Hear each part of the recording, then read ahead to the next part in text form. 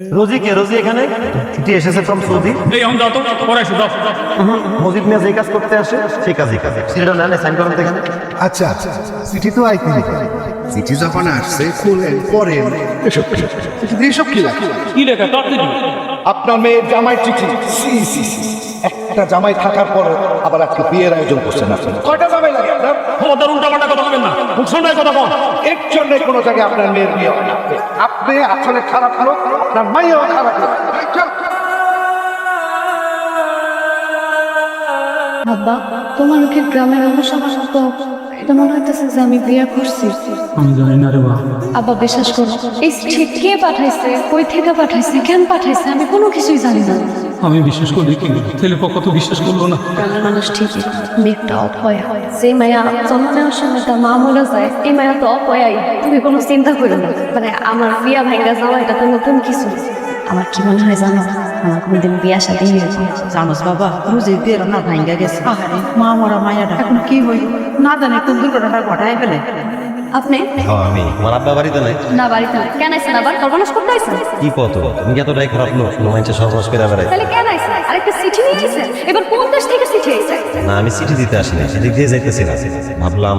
আপনার মানে সত্যি করে বলতো এই চিঠিটা কে পাঠাইছে? আমি তো চিঠিটা খুলে দেখি নাই, শুনলাম তোমার বিয়েটা ভেঙে গেছে, শুনে আমার মনটা খুব খারাপ লাগছে। বিয়া ভেঙে গেছে এটা আমার কোনো কষ্ট না। গ্রামের মানুষে নানান কথা বলতেছে, ওইটাও কোনো সমস্যা না। চিন্তা হইতেছে আব্বার লাগে, আব্বা অনেক টেনশন করতেছে। আপনি আমার এরকম একটা বলবেন, এই চিঠিটা কে পাঠাইছে, কেন পাঠাইছে একটু খুঁজে দিবেন। কে চিঠিটা লিখলো খুঁজে বাইর করে দিবে। রোজির আমি যে চিঠিটা দিয়ে আসলাম চিঠিটা অন্য কাজ। রোজি বুঝলাম না কথাটা। মানে ধরো আমি মস্ত বড় একটা ভুল করে ফেলছি, অন্য কোনো রোজির চিঠি আমি এমন ভাবে রোজির দিয়ে দিছি, সেই কারণে তার বিয়েটা ভেঙে গেছে।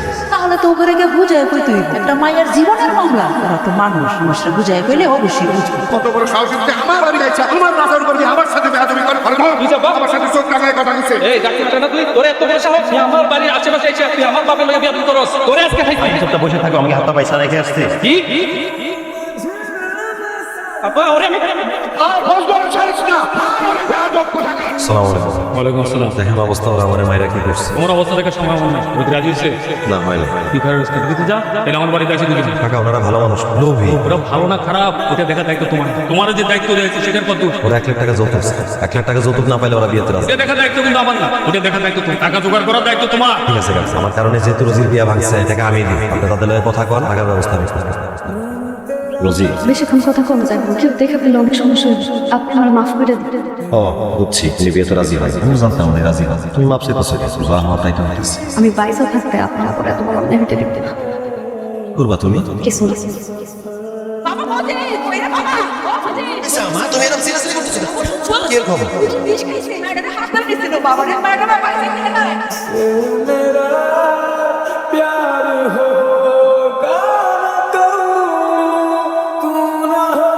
ঠিকানা সবই ঠিক আছে, আমি ভুল ঠিকানায় চিঠি দেই না। চিঠি